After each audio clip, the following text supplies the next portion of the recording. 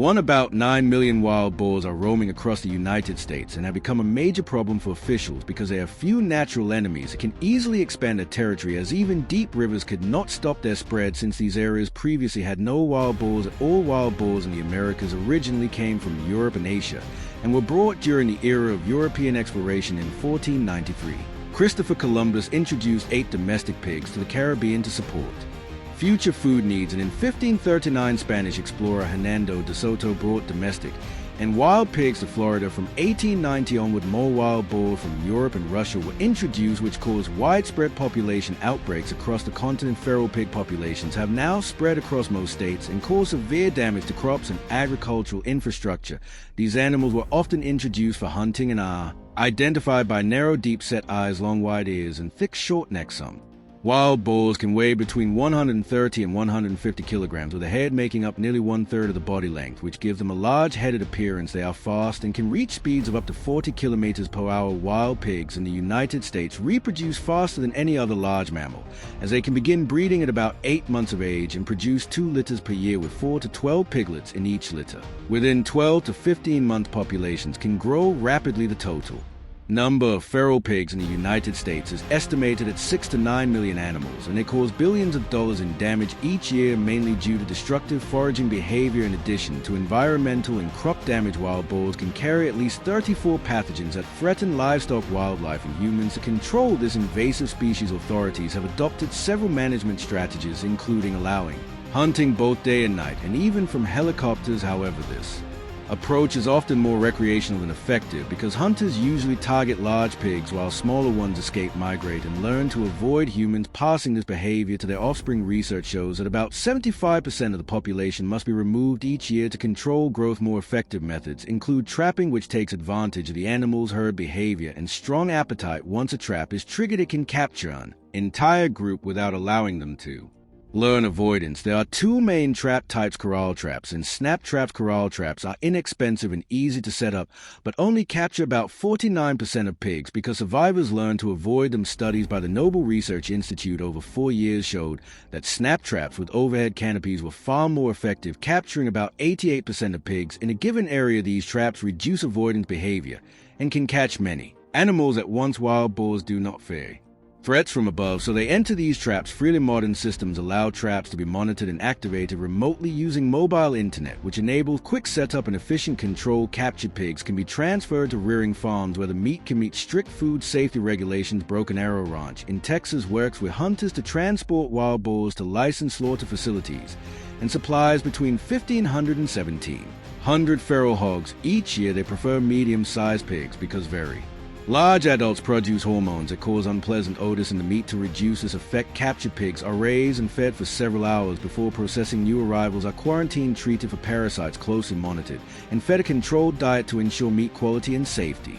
The result of this careful and demanding process is high-quality red meat that is highly appreciated by many customers because the number of processing facilities remains limited. Wild boar meat is still considered a specialty dish. However, chefs across the United States are beginning to recognize its growing availability and value. Broken Arrow wild boar products have appeared on the menus of many well-known restaurants, including Red Rooster in New York, Rainbow Lodge in Houston, and Quince in San Francisco. Next, in today's video, we explore the life of racing pigeons in America. Worldwide, there are more than 300 species of pigeons and doves belonging to the Columbidae family. These species differ in size, color, behavior, and habitat preferences. Pigeon farming is a popular global activity serving purposes such as meat production. Racing and companionship pigeon breeds are selectively developed for specific traits and uses. Pigeons are highly adaptable and can be raised in many environments, ranging from urban rooftops to rural farms. They require relatively little care and have a short reproductive cycle. Farmers provide proper nutrition and careful housing to maintain pigeon health, especially during international competitions and exhibitions. Pigeon farming has also created a strong community that values their beauty, skill, and performance. Racing pigeons are selectively bred for their aerodynamic bodies, powerful wings, strong sense of direction, and high-quality plumage. Their slim bodies and muscular wings support long-distance flight, while dense, clean feathers enhance performance. Bright eyes, clean feathers, good muscle tone, alertness, and activity history are important indicators of a healthy competitive pigeon. In racing competitions, pigeons wear identification rings on their legs made from lightweight materials and marked with unique codes for tracking. A balanced and nutritious diet is essential for peak performance, consisting of high-quality grains, legumes, and vitamin. Special transport trailers are designed to carry pigeons for training with multiple comfortable compartments. During early training, pigeons are released from short distances to build confidence and learn orientation. The distances gradually increase as they adapt and develop endurance, allowing them to navigate long routes. Famous pigeon races in Europe, China, and the United States compete in races ranging from hundreds to thousands of kilometers. Training flights familiarize pigeons with landscapes, landmarks, and obstacles. Health and fitness are closely monitored with proper nutrition, exercise, and veterinary care. After training, pigeons are given time to rest, bathe, and recover. Bathing helps clean feathers, cool the body,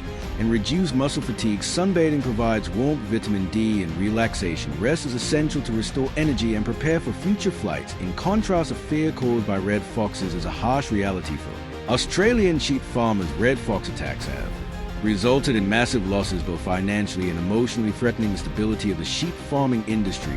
These predators cause significant economic damage and affect the wider national economy. Fox behavior is driven by food scarcity, territorial competition, and mating season pressures, which lead them to invade farming areas. To counter this threat, Australian farmers rely on hunting as a primary control method to manage fox populations and protect their livestock. Despite the fox's speed, intelligence, and rapid reproduction rate, 1. If you agree with this approach, leave it as 1. Otherwise, leave it as 0. Trying red fox meat can be a unique and nutritious culinary experience, but it is only accepted by certain population groups in Australia and is not part of the common diet. Foxes are widespread predators in Germany, especially in agricultural areas where their agility, intelligence, and complex social behavior are clearly visible. Foxes build elaborate dens and may live alone or in groups. In recent years, fox invasions in Germany have increased sharply, reaching hundreds of thousands each year and causing serious damage to the national economy worth hundreds of millions of dollars. Over the past decade, fox numbers have doubled from around 300,000 to 600,000, making them one of the most invasive species in the country. They frequently attack poultry farms at night, especially chickens, which are easy targets due to weak eyesight. Foxes often hide in suburban areas before attacking, and in some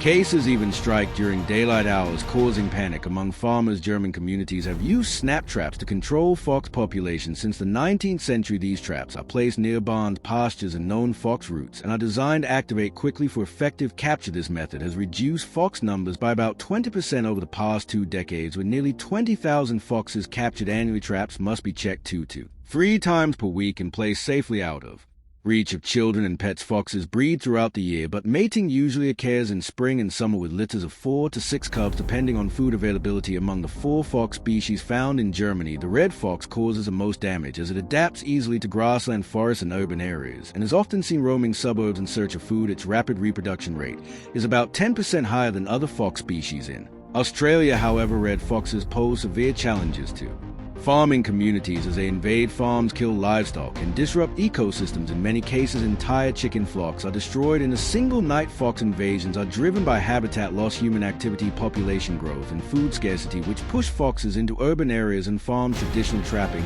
is used to manage fox populations and allows live capture, but it also carries risks such as accidentally trapping pets or not. Target wildlife hunting is another control method in Germany and is strictly regulated by federal law, requiring licensed hunters, proper equipment, and detailed knowledge of the terrain. In addition to land-based issues, invasive carp also present serious environmental problems, particularly in Australia, where escaped carp overpopulate lakes and ponds, disrupting freshwater ecosystems. Carp are large, adaptable fish capable of surviving in fresh and brackish water, and their uncontrolled spread threatens ecological balance and biodiversity.